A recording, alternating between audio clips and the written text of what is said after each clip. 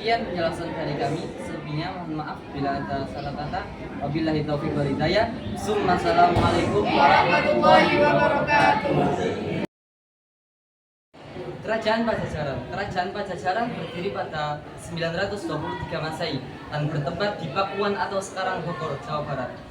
Sumber sejarah kerajaan Pajajaran ada dua, yaitu satu naskah kuno abad Pajajaran, Perhayangan dan Warga.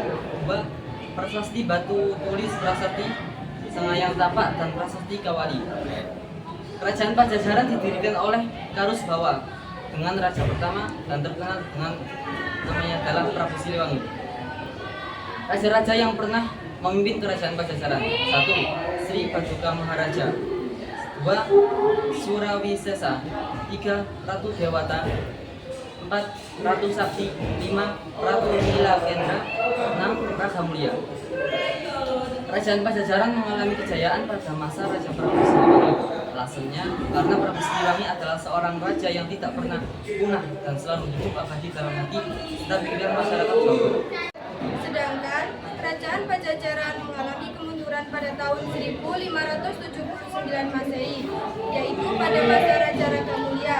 Penyebab keruntuhannya adalah serangan dari kerajaan Kesultanan Banten. Kehidupan ekonomi masyarakat kerajaan Pajajaran bersumber dari kegiatan pertanian dan perdagangan. Masyarakat yang tinggal di pedalaman hidup dari kegiatan pertanian, sedangkan yang hidup di daerah pantai hidup dari hasil perdagangan. Kehidupan sosial masyarakat kerajaan Pajajaran dapat digolongkan ke dalam 3 golongan, yaitu 1. Seniman, 2. Peladang atau bercocok tanam, sedangkan yang nomor 3 adalah pedagang. Hasil budaya kerajaan Pajajaran: 1. Babat Pajajaran, 2. Cerita Parahyangan, 3. Kidung Sundayana, 4. Prasasti Batu Tulis, 5. Sanghyang Tapak, 6. Prasasti Kawali, 7. Prasasti Pakarian Juru Penghambat, dan 8. Prasasti Perjanjian Sunda Portugis. Kerajaan Kediri berdiri pada abad ke-11 atau pada tahun 1054 Masehi dan berada di Daha atau sekarang dikenal kota Kediri. Sumber sejarah kerajaan terdiri ada 3, yaitu 1. Prasasti Banjaran, 2. Prasasti Hantam, 3. Kitab Kakawin Haratayuda. Kerajaan Kediri didirikan oleh Airlangga dengan raja pertamanya adalah Raja Sri Jayawarsa. Raja-raja yang pernah memimpin kerajaan Kediri: 1. Sri Samarawijaya 1042 sampai 1044. 2. Sri Bhameswara 1117 sampai 1135. 3. Sri Jayabaya 1135 sampai 1159. 4. Sri Saraweswara 1159 sampai 1169. 5.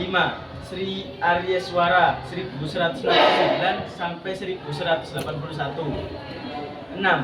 Sri Chandra 1181 sampai 1184. 7. Sri Kameswara 1184 sampai 1184. 8. Sri Kertajaya 1194 sampai 1242. Kerajaan Kediri mengalami kejayaan pada masa pemerintahan Jayabaya. Alasannya karena di bawah pemerintahan Jayabaya, kerajaan Kediri berhasil memperluas wilayah kekuasaannya hingga ke Kalimantan dan kerajaan Ternate. Armada laut kerajaan Kediri juga sangat kuat. Penyebab runtuhnya kerajaan Kediri berawal dari terjadinya konflik antara Kertajaya dan kaum Brahmana. Kehidupan ekonomi masyarakat kerajaan Kediri berpusat pada bidang pertanian dan perdagangan. Hasil pertanian berupa beras, sedangkan barang-barang yang diperdagangkan diantaranya hasil pertanian terutama beras, kemudian emas, perak, kayu cendana, pinang, daging, dan gabah. Kehidupan sosial masyarakat kerajaan Kediri. Meskipun kerajaan merupakan kerajaan beragama Hindu, kendati demikian masyarakatnya tidak menganut sistem kasta. Hasil budaya kerajaan Kediri: 1. Kakawin Haratayuda, 2. Kitab Sumarasantaka, 3.